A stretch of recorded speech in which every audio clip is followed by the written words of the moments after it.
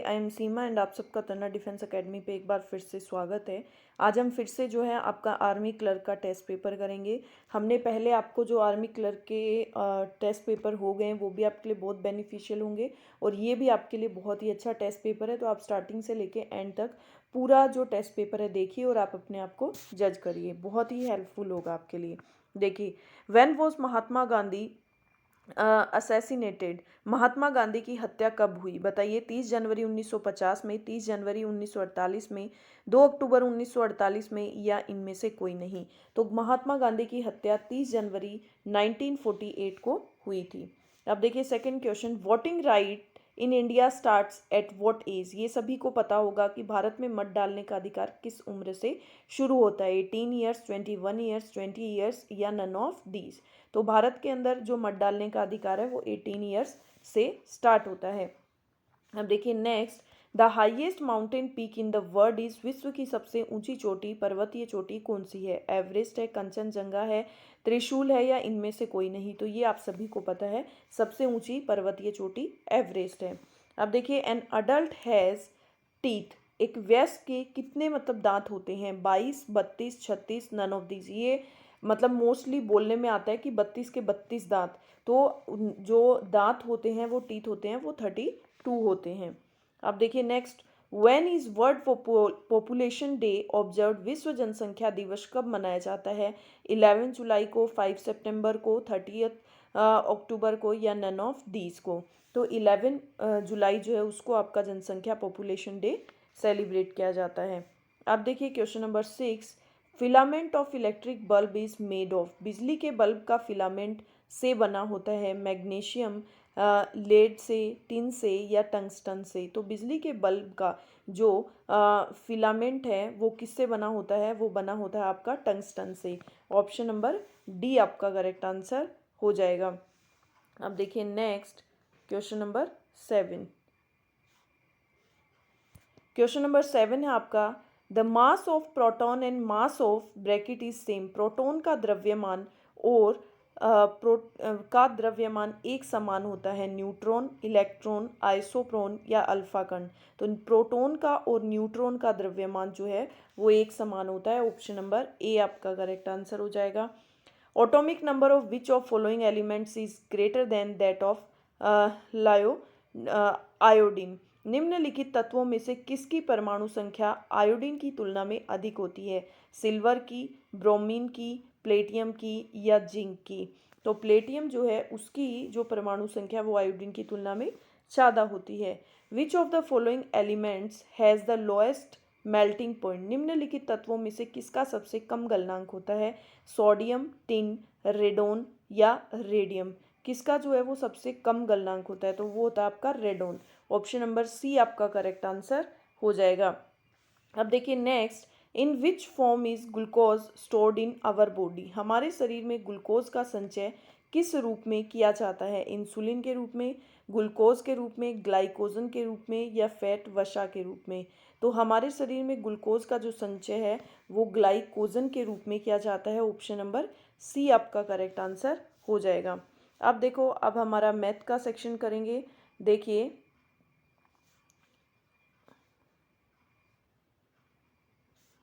देखो अभी दिख रहा है क्लियर। देखो, if the length of a rectangle is increased by 10% and breadth is decreased by 20%, then the area increase and decrease percentage. यदि आयत की लंबाई में 10% की वृद्धि की जाती है और चौड़ाई में 20% की कमी कर दी जाती है तो आयतन के क्षेत्रफल में कितने प्रतिशत की वृद्धि या कमी होगी। तो देखिए, पहले हमने मान लिया कि हमारी लंबाई और चौड़ाई, तो हमने पहला जो एरिया का जो रेक्टेंगल का जो एरिया है वो पहले हमारा हो गया, हमने मान लिया 10 इंटू 10, लंबाई इज इक्वल टू हमारा 100। ठीक है, फिर दोबारा जो हमारा जो रेक्टेंगल का एरिया है, मतलब आयत की लंबाई में 10% वृद्धि हो गई तो 10 का 10% मतलब 1 बढ़ गया 11, और चौड़ाई आपकी 20% कम हो गई तो वो कितनी होगी, 10 का 20% 2 तो 8 हो गई। तो ये क्या हो गया, 11 8 जा 88। अब देखो 100 माइनस 88 लेस करोगे तो 12% का क्या आ जाएगा, डिक्रीज, कमी हो जाएगी, 12 परसेंट की। इसमें कुछ नहीं करना, वो कर करके नहीं देखना है, तो वो पूरा उसमें सही नहीं होगा। अब देखिए, the ratio of radius of wheel is 6:5 and the ratio of their circumference is, देखो दो पहियों की त्रिज्याएं 6:5 है और उनकी परिधियों का अनुपात। तो देखो आपको परिधियों का अनुपात पूछा है 2πr 2πr। एक बात बताऊं, मेरे को त्रिज्या अलग अलग है, ये तो सेम है, ये तो कट गया। तो जब आपकी त्रिज्या 6:5 है तो इसका अनुपात भी क्या हो जाएगा, परिधि का यही हो जाएगा 6:5। ऑप्शन नंबर डी जो है वो आपका करेक्ट आंसर हो जाएगा। आपको इसमें सोचने की ज़रूरत नहीं, आपको आइज क्लोज करके आंसर कर देना, आपको फाइंड आउट करने की भी ज़रूरत नहीं है। अब देखो next question, find the amount of 400 for 2 years at 5% per annum compound interest. 400 का 5% वार्षिक चक्रवृद्धि ब्याज की दर से 2 वर्ष का मिश्रधन ज्ञात कीजिए। तो देखिए 2 वर्ष का मिश्रधन ज्ञात करना है। देखिए 400 का आपका 5% कितना होगा, ये मैं आपको निकाल के दिखा रही हूँ, बट आपको सबको पता है कि 20 होगा। तो देखो फर्स्ट ईयर और सेकेंड ईयर 2 साल लगेगा इसका, तो आपको मिश्रधन तो 4 5 20, 2 साल तक 20 रुपीज़ रखा। अब 20 का आप बताइए 5% कितना होगा, तो 20 का 10% 2 होता है, तो 5% कितना हो जाएगा, 5% हो जाएगा आपका 1, मतलब दूसरी साल में कितना 21 रुपये ब्याज लगेगा। तो ये कितना हो जाएगा 20, ये हो जाएगा 21, मतलब टोटल 20 और 20 41। तो टोटल जो है वो इंटरेस्ट कितना लगेगा 41 रुपये। तो आपका मिश्रधन कितना हो जाएगा, कंपाउंड जो अमाउंट है वो हो जाएगी 441। तो ऑप्शन नंबर बी आपका करेक्ट आंसर हो जाएगा। इसको पूरा निकालने मत बैठना, जितनी कैलकुलेशन से बच सको उतना ही काम करना। अब देखो Rajesh and Manoj can complete A job 16 days. Rajesh और मनोज जो हैं, अब देखो राजेश और मनोज दोनों मिलके जॉब को 16 दिन में कंप्लीट कर लेते हैं काम को। Rajesh alone can do it in 24 days. Rajesh अकेला उसको 24 दिन में कर लेता है। How long will Manoj alone take to finish whole work. तो मनोज जो है वो अकेला पूरा काम कितने दिन में कर लेगा। ये हिंदी में आधा क्वेश्चन दे रखा है, इसलिए हिंदी में रीड नहीं करते हैं। तो देखिए हमने इसका एलसीएम लिया, इन दोनों का एलसीएम कितना आ गया आपका 48, ये यहाँ पे आएगा, सॉरी 24,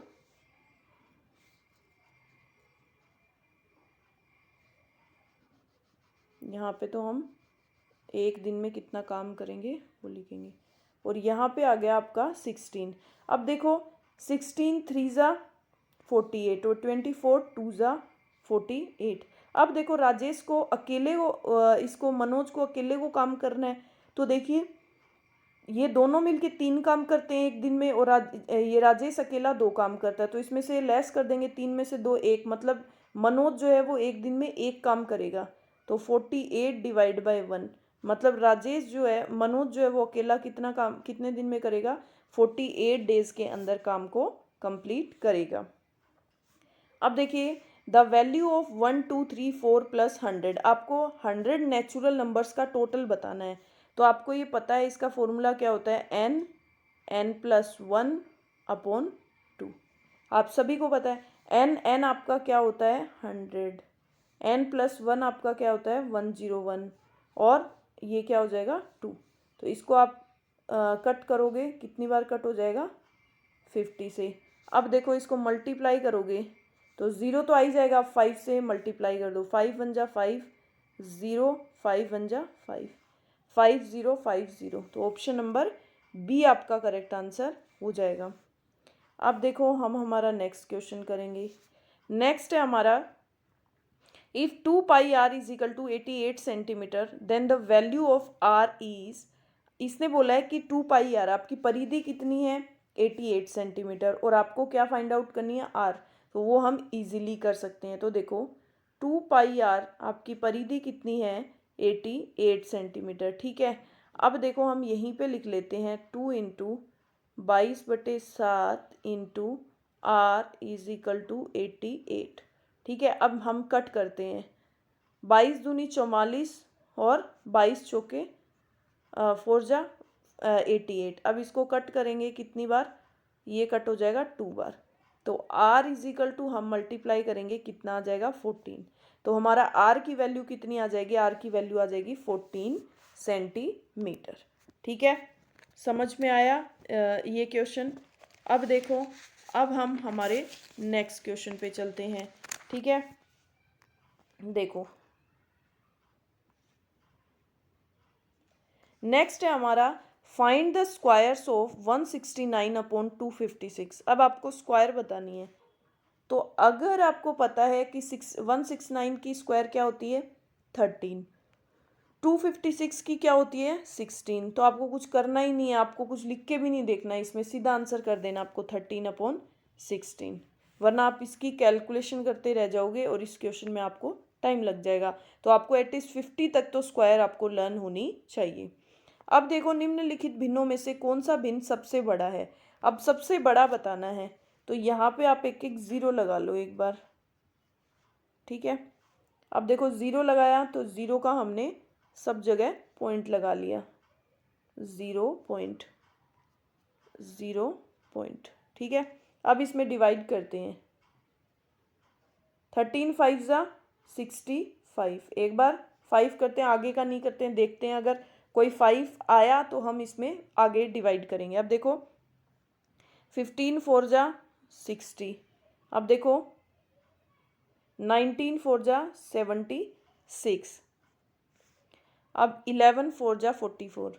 अब आपको सबसे बड़ा पूछा है तो 5 की वैल्यू एक ही आई है, तो इसलिए आपका आंसर नंबर ए हो जाएगा। आपको आगे सेकंड नंबर की डिवाइड करने की ज़रूरत नहीं पड़ेगी। ठीक है, अब देखो next, the base of right angle triangle is 3 centimetre and is altitude is 4 centimetre. What is the hypotenuse. एक समकोणीय त्रिभुज का आधार 3 सेंटीमीटर है और ऊंचाई, मतलब एक समकोणीय जो ये त्रिभुज हो गया, इसका ये जो बेस है, ये नीचे वाला, ये तो आपका 3 सेंटीमीटर हो गया और इसकी ऊंचाई हो गई आपकी 4 सेंटीमीटर। तो आपको कर्ण बताना है। तो ये आपको पता है कि हाइपोटेनियस इज इक्वल टू क्या होता है, अंडर रूट बेस की स्क्वायर प्लस परपेंडिकुलर की स्क्वायर। बेस आपका क्या होता है 3 की स्क्वायर और परपेंडिकुलर आपका क्या होता है 4 की स्क्वायर। ये हो जाएगा आपका 3 3 ज़ा 9 और ये हो जाएगा 4 4 ज़ा 16। 9 और 16 आपका होता है 25 और एच ये एच का, तो एच आपका क्या हो जाएगा 5। तो एच की वैल्यू हाइपोटेनियस आपकी क्या आ जाएगी 5 सेंटीमीटर। ठीक है, अब देखो next, value of sine 45 degree. तो साइन 45 की वैल्यू आपकी क्या होती है 1/√2। तो ऑप्शन नंबर डी आपका करेक्ट आंसर हो जाएगा 1/√2। ठीक है, समझ में आया। अब देखो, अब हम बढ़ते हैं हमारे कंप्यूटर की तरफ। ठीक है, हमारे क्वेश्चन कंप्लीट हो गए हैं मैथ्स के, काफ़ी हमने कैलकुलेशन को सेव करते हुए क्वेश्चन किए हैं। आई होप आप सब भी इसी तरह से क्वेश्चंस को करेंगे तो आपका टाइम काफ़ी सेव होगा। Process data is known as, process data को ब्रैकेट के रूप में जाना जाता है, डेटा के रूप में, इंफॉर्मेशन के रूप में, नॉलेज के रूप में या एनालिसिस के रूप में। तो जो प्रोसेस डाटा है उसको इंफॉर्मेशन के रूप में जाना जाता है। Vacuum tubes were used by bracket generation of computers. Vacuum tube को कंप्यूटर की किस पीढ़ी द्वारा इस्तेमाल किया गया था, फर्स्ट पीढ़ी, सेकंड, थर्ड और फोर्थ, किसके द्वारा किया गया था। तो वैक्यूम जो ट्यूब है उसको आपका फर्स्ट पीढ़ी के द्वारा यूज़ किया गया था। अब देखिए question number 23, who invented the computer mouse. Gene Dolgoff, Brendan Eich, Douglas Engelbart या फेडरिको फेगिन। तो कंप्यूटर माउस का आविष्कार किसने किया था, वो किया था डगलस एंजेल बर्ट ने। ऑप्शन नंबर सी आपका करेक्ट आंसर हो जाएगा। अब देखिए क्वेश्चन नंबर 24 है आपका, what is the name of memory buffer use to accommodate a speed differential. गति भेद को समायोजित करने के लिए प्रयुक्त बफर को क्या कहते हैं, कैच, स्टैक पॉइंट, एक्यूम्यूलेटर या डिस्क क्या कहते हैं? तो गतिवेग को समायोजित करने के लिए प्रयुक्त जो बफर है उसको क्या कहते हैं? Catch. Catch option number A आपका करेक्ट आंसर हो जाएगा। देखिए अब लास्ट कंप्यूटर का क्वेश्चन आपका, in IT the method for updating the main memory as soon as word is removed from the cache is called. Cache में से word को हटाते ही मुख्य मेमोरी को अद्यतन करने की विधि को क्या कहते हैं? राइट थ्रू कहते हैं, राइट बैक कहते हैं, प्रोटेक्टेड राइट कहते हैं या कैच राइट कहते हैं? तो उसको कहते हैं आपका write back. Option number B आपका करेक्ट आंसर हो जाएगा। अब देखिए हमारा जो क्वेश्चन है, इन विच फॉलोइंग क्वेश्चन, अब हमारा इंग्लिश का सेक्शन आ गया जो बहुत इंपॉर्टेंट है। In the following question some parts of the sentence may have errors, find out which part of sentence has an error and select the appropriate option. If a sentence is free from error then select no error. तो आपको 4 parts दिए हैं, यदि किसी part में error है तो हमें वो बताना है, यदि किसी पार्ट्स में नो एरर है तो हमें 4th वाला ऑप्शन अटेम्प्ट करना है, तो ऑप्शन नंबर 4। तो हम चेक करते हैं कि क्या जो है वो मिस्टेक्स हैं। Our soldiers sit on the top, sit in the top, hold the recent can swiftly intervene as they proactively did in mid June. तो यहाँ पे our soldiers sit in the top, top के अंदर नहीं बैठे हैं, वो टॉप के ऊपर बैठे हैं, तो our soldiers sit on the top, यहाँ पे इन के स्थान पे आपके ऑन आएगा। ठीक है, बाकी आपका पूरा सही है। अब देखिए next, either in June China troops have destroyed 2 of the old unmanned self bunkers. क्या जो चाइना है उसने अर्लियर इन जून क्या कर दिया? 2 जो बंकर्स हैं उसने सेल्फ हेल्प जो बंकर्स हैं उनको क्या कर दिया? ने उन डेस्ट्रॉय कर दिया। तो यहाँ पे जो है, यहाँ पे आपका earlier in June China troops have की जगह क्या आएगा? यहाँ पे हैज़ आएगा, क्योंकि चाइना ट्रूप्स जो है वो आपका कलेक्टिव नाउन है जो अपने बाद सिंगुलर वर्ब ही लेता है। चाइना ट्रूप्स क्या है? कलेक्टिव नाउन है जो अपने बाद सिंगुलर नाउन को, सिंगुलर वर्ब को ही लेता है।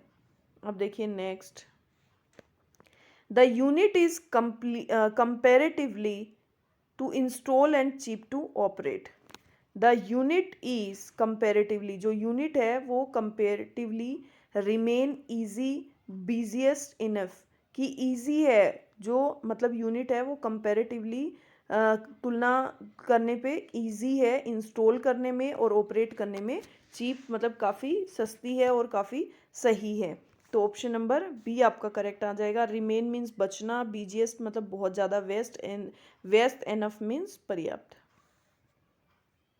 अब देखो आपके हैं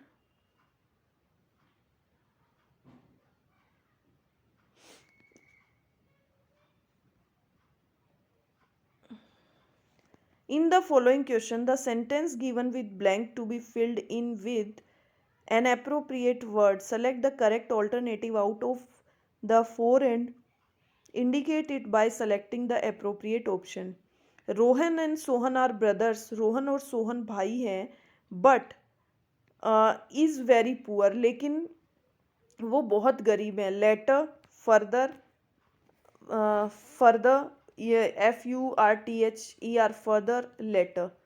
तो Rohan and Sohan are brothers but the latters, latters का मतलब होगा कि बाद वाला जो है वो बहुत गरीब है, तो LATTER यहाँ पे आपका करेक्ट आंसर होगा। अब देखिए, इन the following question out of given 4 alternative select the one which best express the remain meaning of the given word. अब आपको बताना है, देखिए इरेंट, इरेंट का मतलब होता है आपका उद्देश्य। आपको क्या बताना है? सेम मीनिंग बताना है। इरेंट का मतलब होता है कोई उद्देश्य, कोई काम, उद्देश्य या कोई काम, तो आपको इसका सेम मीनिंग बताना है। तो सेम, वेकेशन छुट्टी, डिसरुप्टिवनेस मतलब हानि पहुंचाना, असाइनमेंट का मतलब भी आपका क्या होता है, किसी को असाइन करना, काम देना। तो ऑप्शन नंबर सी आपका करेक्ट आंसर हो जाएगा, हॉलीडे मतलब छुट्टी। ठीक है, समझ आया। अब देखिए next question. In the following question out of given 4 alternative select one which best express the meaning. इसमें भी आपको सेम मीनिंग बताना है। तो डिस्पाइस, डिस्पाइस का मतलब क्या होता है, घृणा करना। क्या होता है, घृणा करना, उपेक्षा करना। तो आपको क्या बताना है, सेम बताना है। किसी की घृणा करना, किसी से नफरत करना। तो एडमायर मतलब प्रशंसा करना, एप्रिशिएट मतलब किसी को एप्रिशिएट करना, किसी को मतलब प्रशंसा करना ही हो गया, किसी को मोटिवेट करना। अंडर वैल्यू, अंडर वैल्यू का मतलब किसी को नीचा दिखाना, अनादर करना। तो इसका आंसर ऑप्शन नंबर सी हो जाएगा। चेरिस का मतलब तो खिलखिलाना, संजोना, यही होता है। ठीक है, अब देखिए आपका नेक्स्ट क्वेश्चन नंबर 32।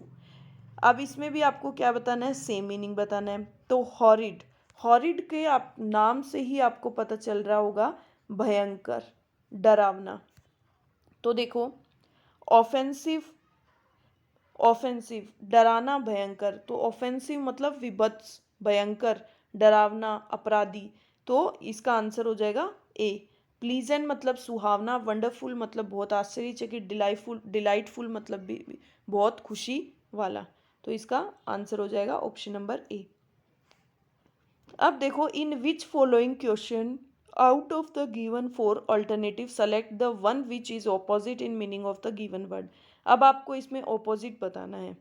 ठीक है, एक्सट्रीम, एक्सट्रीम का मतलब होता है कठोर, बहुत हाई लेवल वाला, कि ये बोल रहे हैं ना एक्सट्रीम लेवल पे, बहुत ज़्यादा उस पे लेवल पे आ गया। तो आपको इसका उल्टा बताना है। ठीक है, एक्सट्रीम मतलब बहुत ज़्यादा हाई लेवल, बहुत ज़्यादा ऊंचा, और इसका क्या हो जाएगा, लो। तो इसका आंसर क्या है, मिल्ड। मिल्ड का मतलब होता है हल्का। हाईएस्ट मतलब ऊंचा, मैक्सिमम मतलब बहुत ज़्यादा, सुप्रीम का मतलब भी एक्सट्रीम। ये तीनों इसके सिनोनिम है और मिल्ड इसका ऑन्टोनियम है। अब आपको इसका भी ऑपोजिट बताना है। माइजरेबल, मिजरेबल का मतलब होता है आपका दुखी, कंजूस, दुखी। तो इसका ऑपोजिट क्या हो जाएगा, खुशी। क्या हो जाएगा, खुशी। तो आपका ऑप्शन नंबर ए जॉयफुल मतलब खुशी। एग्नोइज्ड, एग्नोइज्ड का मतलब होता है आपका कष्ट देना। एग्नोइज का मतलब क्या होता है, कष्टदायी। इन्फीरियर मतलब कि किसी चीज़ का इन्फीरियर मतलब इन्फीरियर होना, घटिया। और पेनीलेस, पेनीलेस का मतलब होता है दरिद्र, गरीब, दरिद्र। ऑप्शन नंबर ए आपका करेक्ट आंसर हो जाएगा। अब देखो विच इज ऑपोजिट, इसका भी आपको ऑपोजिट बताना है। ल्यूसिड, ल्यूसिड का मतलब होता है आपका स्पष्ट, कोई चीज़ क्लियर होती है, स्पष्ट होती है। अब आपको इसका उल्टा बताना है कि कोई जो स्पष्ट नहीं होती। तो एक्सप्लिसिट, एक्सप्लिसिट मतलब मुखर, कोई चीज़ मतलब एक्सप्लिसिट हो जाना, मुखर जाना। ठीक है, क्रिस्टल क्लियर एकदम शीशे की तरह साफ। वैग्यू, वैग्यू का मतलब होता है अस्पष्ट। तो इसका आंसर भी क्या हो जाएगा, ऑप्शन नंबर सी। अंडरस्टैंडेबल मतलब समझने योग्य। अब देखो question number 36। In the following question out of given 4 alternative select the one which best express the meaning of idiom phrase. आपको ईडियम और फ्रेज जो है वो बताना है। ऑन ऑल हैंड मतलब सब कुछ अपने हाथों में। तो रेयरली मतलब बहुत ही रेयर कोई चीज़ होती है, मतलब कभी कभी। ओकेजनली मीन्स भी क्या होता है आपका, कभी कभी। ऑन ऑल हैंड मतलब सभी हाथों पर। तो एवरीवेयर मतलब हर जगह। तो इसका आंसर हो जाएगा एवरीवेयर। और फ्रीक्वेंटली मतलब लगातार। तो ऑप्शन नंबर सी आपका करेक्ट आंसर हो जाएगा। फिर आपको इसका भी ईडियम और फ्रेज बताना है। होल्ड ऑन, होल्ड ऑन मतलब रुको, होल्ड ऑन मतलब रुको। तो होल्ड ऑन मतलब रुको। तो to wait for a short time मतलब थोड़े शॉर्ट टाइम के लिए वेट करो। तो ऑप्शन नंबर ए आपका करेक्ट आंसर हो जाएगा। स्टिल ब्रीथिंग अभी भी सांस लेना, स्पीक लेस, कम बोलना, फ्रीक्वेंटली, लगातार। तो ऑप्शन नंबर ए आपका करेक्ट आंसर हो जाएगा। अब देखिए क्वेश्चन नंबर 38 है, improve the bracketed part of sentence, both this systems are acting together, a lot of rainfall activity in the city. कि बोथ दिस सिस्टम्स, कि ये जो दोनों सिस्टम हैं, दोनों प्रणालियां हैं, आर एक्टिंग टुगेदर, एक साथ काम करती हैं, ए लॉट ऑफ रेनफॉल मतलब बहुत भारी बारिश की जो बहुत सारी गतिविधियां हैं इन द सिटी में, कि ये दोनों प्रणालियां जो हैं वो शहर में वर्षा की बहुत सारी जो गतिविधियां उसका संकेत देती हैं। आर एक्टिंग टुगेदर, कि ये जो प्रणालियां हैं वो जो बारिश की जो बहुत सारी गतिविधियां हैं उनका क्या करती हैं, शहर में संकेत देती हैं। ठीक है, तो उसको क्या बोलते हैं, संकेत देने को, इंडिकेट। तो यहाँ पे इंडिकेट की जगह आपका क्या आएगा, इम्प्रूव करना है। Indicate to, indicating, indicate about, no improvement. तो इसमें यहाँ पे क्या होगा, एक्टिंग टुगेदर संकेत देती है, तो indicating a lot of rainfall activities. Option number B आपका करेक्ट आंसर हो जाएगा। आर है आपका, इसलिए यहाँ पे क्या आ जाएगा, इंडिकेटिंग ही आएगा, एक्टिंग टुगेदर, इंडिकेटिंग। दो आपकी जो है वो वर्ब ऐड हो रही है, तो एक जो यूज होती है उसी फॉर्म में दूसरी वाली यूज होती है, दर्शा रहा है। अब देखो next, there was also a signal fall in Bandra following the heavy rains. कि there was also a signal fall, की मतलब वहाँ पे क्या हो गया, सिग्नल फेल हो गया, in Bandra following the heavy rain के कारण, मतलब बांद्रा में। तो सिग्नल फॉलिंग, सिग्नल फेल हो रहा है, सिग्नल फेल्ड, सिग्नल फेल्योर हो गया, नो इम्प्रूवमेंट। तो यहाँ पे आएगा वोज आ गया, तो यहाँ पे सिग्नल फेल्योर आएगा आपका, कि सिग्नल फेल हो गया। तो ऑप्शन नंबर सी आपका करेक्ट आंसर हो जाएगा। अब देखिए नेक्स्ट है, in which question out of 4 given alternative select the alternative which is the best substitute of the phrase. Phrase का सब्सटीट्यूट बताना है। बिलोंगिंग टू लॉन्ग पास्ट, लंबे समय से संबंधित होना, मतलब बहुत लंबे समय से। किसी आप कोई भी चीज़ ले लो, किसी से, मतलब ये बोलते हैं ना कि ये बहुत लंबे समय से इससे लिंक है, मतलब बहुत पुराना लिंक है इसका, तो उसको क्या बोलते हैं, तो मतलब एंशियंट, एंशियंट का मतलब क्या होता है, प्राचीन। कोएफिशिएंट का मतलब क्या होता है, गुणक, मतलब क्वालिटी। प्री परसिस्टेंस का मतलब होता है दृढ़, और एम्बियंट का मतलब भी क्या होता है, व्यापक, कि हाँ भाई एम्बियंट है ये इस चीज़ को लेके। तो आपका ऑप्शन नंबर ए है जो है वो करेक्ट आंसर हो जाएगा। अब देखिए next, to free prisoner on payment, to free prisoner on payment, की भुगतान पर कैदी को मुक्त करने के लिए। To free prisoner on payment, की भुगतान मतलब पैसे लेके, घूस लेके जो है वो कैदियों को रिहा करना।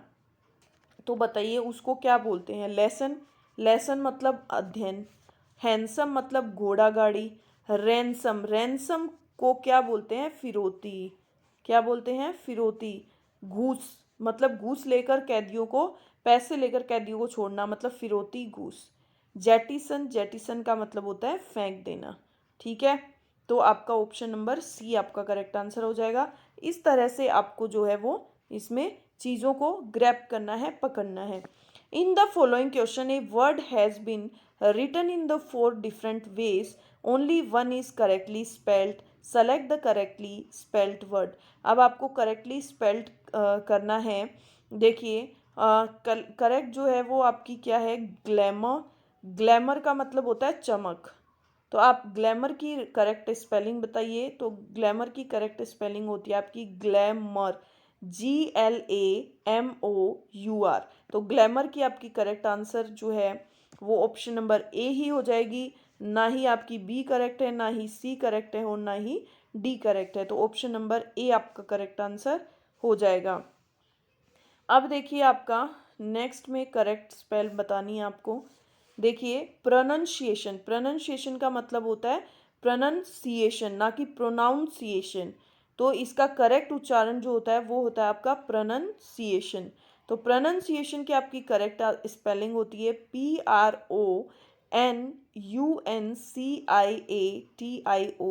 प्रोनाउंसिएशन। ठीक है, तो अब देखिए कौन सी करेक्ट स्पेलिंग है। PRONON, नो, NON नहीं आएगा, NUN आएगा, CIAS नहीं आएगा, T आएगा, PRONOUN नहीं आएगा। तो ऑप्शन नंबर बी ही आपका करेक्ट आंसर हो जाएगा, PRONUNCIATION। अब देखिए नेक्स्ट आपको अरेंज करना है। Rearrange the part of sentence in correct order. I was of the family as a member accepted by join। तो I was accepted, I मैंने एक्सेप्ट किया, I was accepted by join as a member of the family। मतलब I was मुझे accept किया गया था by join as a member of the family, family के member के रूप में। तो ऑप्शन नंबर सी आपका करेक्ट आंसर हो जाएगा, RQP। अब देखो next, earth is considered suitable for the life existence for the whole universe as the only planet। कि अर्थ इज कंसिडर्ड, पृथ्वी जो है वो कंसिडर्ड करती है, मानती है एज द ओनली प्लैनेट, कि वो केवल एक ऐसा ग्रह है सूटेबल फॉर लाइफ, जो लाइफ के लिए सूटेबल है, existence for the whole universe, जो पूरा जो यूनिवर्स है, ब्रह्मांड है, उसकी मतलब उसमें लाइफ जो है वो अस्तित्व में रहती है। मतलब पूरा इसका ओवरऑल ये मतलब है कि अर्थ पे ही एक मनुष्य जो अपना पूरा जीवन जो है वो यापन कर सकता है, यही एक ऐसा जो है वो ग्रह है। ठीक है, तो इसका आएगा earth is considered as the only planet, RP suitable for the life existence for the whole universe. तो आप चेक कर लीजिए, RPQ, ऑप्शन नंबर डी आपका करेक्ट आंसर हो जाएगा। अब देखिए आपके क्या आया है, अब हमारा पैराग्राफ आया है। In the following passage some of word have been left out, read the passage carefully and select the correct answer for the given blank out of 4 alternatives. ठीक है, अब हम पैराग्राफ को हमारा पढ़ेंगे।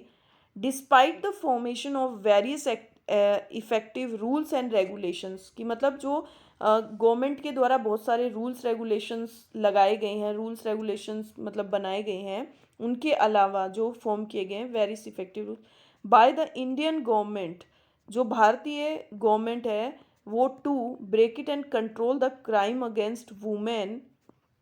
तो अब देखिए यहाँ पे गवर्नमेंट कडल, हैंडल, ड्विंडल और फीडल।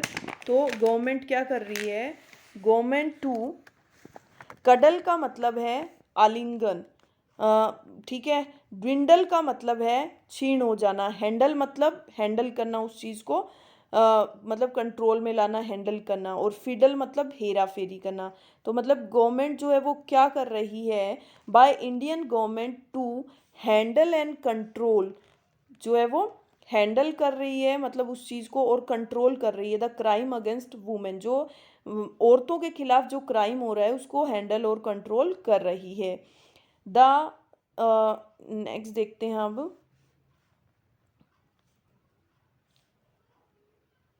द डिस्टेंस दूरी, नंबर, रीजन, आंसर।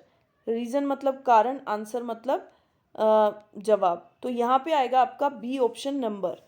अब देखिए नंबर, तो women, the number and frequency of crime, जो frequency crime against women are increasing day by, एक बार ये भी, उसके बाद इसका बताते हैं, increasing day by day. Obviously option number C आपका करेक्ट आंसर हो जाएगा। तो देखिए ये बोल रहा है कि जो the number and frequency of crime against women, जो औरतों के खिलाफ जो क्राइम हो रहे हैं, जो अपराध हो रहे हैं, उनमें लगातार जो है उनके जो नंबर हैं वो लगातार बढ़ रहे हैं, जो केसेस हैं वुमेन पे अपराध के, वो दिन बर दिन बढ़ रहे हैं। Women status in the country has been more offensive, औरतों का जो स्टेटस है, जो उनका स्टेटस है, जो स्थान है देश के अंदर हैज़ बीन मोर ऑफेंसिव, बहुत ज़्यादा ऑफेंसिव, अपराधजनक एंड ड्रेडफुल, बहुत ज़्यादा दुखदायक है in the last few years, पिछले कुछ सालों में। It has breaked the confidence level of women for safety in their own country, कि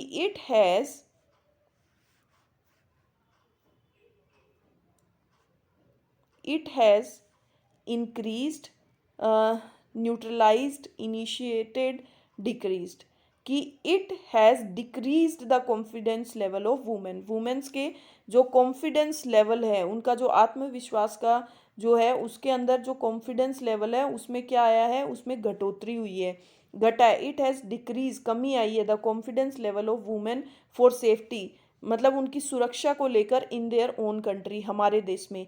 we should not break it the government, we should not blame the government, rename the government, became the government, या inflame, कि we should not blame, हमें जो है वो इसके लिए government को ब्लेम नहीं करना चाहिए। We should not blame the government because, क्योंकि women safety is not only the responsibility of government, कि वुमेन, औरतों की सुरक्षा जो है वो केवल सरकार की ही जो है वो रिस्पॉन्सिबिलिटी, उत्तरदायित्व नहीं है, ओनली रेदर, इसके बजाय it is the responsibility of each and every citizen, ये जो है वो हर एक जो देश का हर जो भारतीय नागरिक है उसकी, उस हर प्रत्येक व्यक्ति की का उत्तरदायित्व है, स्पेशली मैन, स्पेशली जो है वो आदमियों की, who need to change their mind set for the women, specially उन आदमियों की रेस्पॉन्सिबिलिटी है, हु नीड, उन्हें आवश्यकता है, टू चेंज, बदलने की, their mind set for the womens, औरतों को के प्रति जो माइंड सेट है, दिमाग की उनकी जो सोच है, उस सोच को बदलने की ज़रूरत है। तो आधा जो अपराध है वो अपने आप ही फिनिश हो जाएगा। ठीक है, तो आपको समझ आए होंगे, 50 क्वेश्चन काफ़ी अच्छे थे। तो आप बताइएगा मुझे कितने क्वेश्चन आपके करेक्ट हुए हैं और कितने क्वेश्चन रॉन्ग हुए हैं। ठीक है, बाय।